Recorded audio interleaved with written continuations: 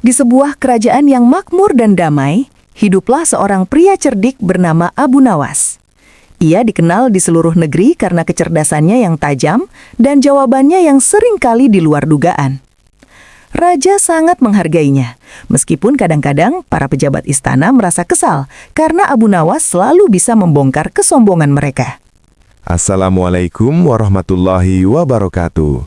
Semoga segala kebaikan berlimpah kepada kita semua. Bangsawan dan rakyat berkumpul.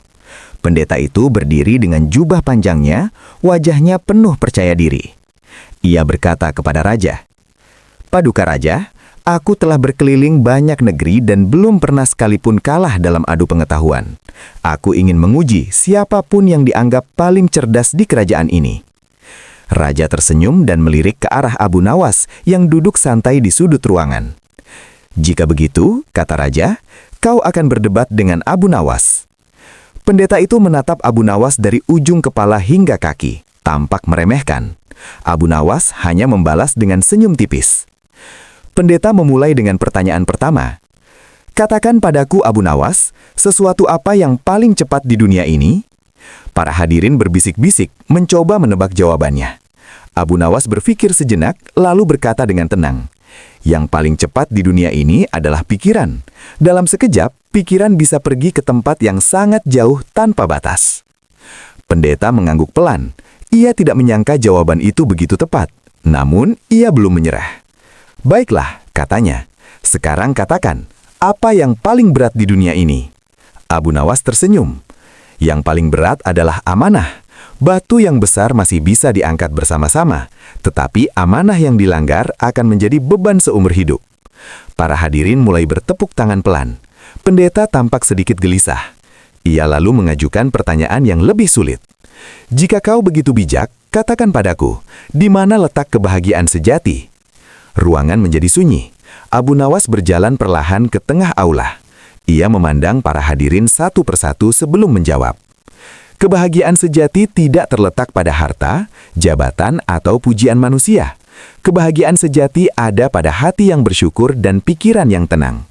Orang miskin bisa bahagia jika hatinya lapang, dan orang kaya bisa sengsara jika hatinya sempit. Pendeta terdiam. Jawaban itu sederhana namun dalam. Para pejabat yang sering berebut kekuasaan saling berpandangan dengan wajah malu. Namun pendeta belum ingin mengakui kekalahannya. Ia mengeluarkan sebuah gulungan kertas dan berkata, "Di dalam gulungan ini ada sebuah pertanyaan terakhir. Jika kau bisa menjawabnya, aku akan mengakui kecerdasanmu di hadapan semua orang." Raja mengangguk memberi izin. Pendeta membuka gulungan itu dan membaca dengan suara keras. "Apa yang bisa dimiliki seseorang, tetapi justru lebih sering digunakan oleh orang lain?" Para hadirin tampak bingung. Abu Nawas memejamkan mata sejenak, lalu tersenyum. Jawabannya adalah nama. Seseorang memiliki namanya sendiri, tetapi orang lainlah yang paling sering menyebut dan menggunakannya. Seisi aula langsung bergemuruh oleh tepuk tangan. Pendeta menundukkan kepala. Ia sadar bahwa ia telah kalah. Namun yang mengejutkan semua orang adalah apa yang terjadi selanjutnya. Pendeta melangkah mendekati Abu Nawas dan berkata dengan tulus, "Hari ini aku tidak hanya kalah dalam perdebatan, aku juga belajar tentang kerendahan hati. Kecerdasan tanpa kebijaksanaan hanyalah kesombongan." Abu Nawas menepuk bahu pendeta dengan ramah. "Ilmu adalah cahaya, tetapi cahaya itu akan lebih terang jika disertai kerendahan hati. Kita semua di sini masih terus belajar." Raja tersenyum bangga melihat keduanya. Ia lalu berkata kepada seluruh hadirin, "Hari ini kita telah menyaksikan bahwa kebijaksanaan lebih berharga daripada sekedar kemenangan. Semoga kita semua dapat mengambil pelajaran dari peristiwa ini." Sejak hari itu, pendeta tersebut tinggal beberapa waktu di kerajaan untuk bertukar ilmu dengan para cendekiawan istana. Ia dan Abu Nawas sering berdiskusi panjang, bukan untuk saling mengalahkan, melainkan untuk saling memahami. Rakyat pun menceritakan kisah perdebatan itu dari mulut ke mulut. Mereka tidak hanya mengagumi kecerdikan Abu Nawas, tetapi juga menghargai sikap rendah hati sang pendeta. Kisah itu menjadi pengingat bahwa pengetahuan sejati bukanlah tentang siapa yang paling pintar, melainkan tentang bagaimana menggunakan kecerdasan untuk membawa kebaikan.